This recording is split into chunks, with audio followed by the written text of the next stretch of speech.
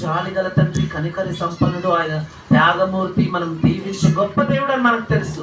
అయితే సైతాను గురించి మనకు తెలియదు. శత్రువు గురించి ఈరోజు మనం తెలుసుకోవాలి. చూడండి, అప్పుడు సహోదరా, ఒక ఆమె శనక్కాయలు అమ్ముతూ ఉందంట. ఏడా? చర్చ్ వాకల్లా. ఆమె బిలీవర్, ఆమె చాలా అన్ని భాషను మాట్లాడేది, అభిషేకింపబడినది, తర్వాత సేవ్ చేసే వ్యక్తి. చర్చ్ దగ్గర వచ్చే వాళ్ళకి అందరికీ శనక్కాయలు అమ్ముతా ఉండంట. అమ్ముతూ ఆమె ఏం చేసింది, చర్చ్ టైంకి ఇంకా అంతా క్లోజ్ చేసి ఆ పట్టు అట్లా మూసేసి, చర్చ్ టైం అయిపోయిందని పట్టు మూసేసి వెళ్ళిపోయింది. చర్చిలో కూకోని ఉందంట. పాస్ట్ హల్లెలూయా అంటే ఆమె ఏమనింది, అయ్యో నా శనక్కాయల పాయ.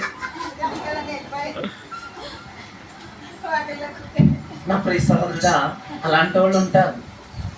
అర్థమైందా? మనమేడే ఉంటాము, మన మనసు కరేమైన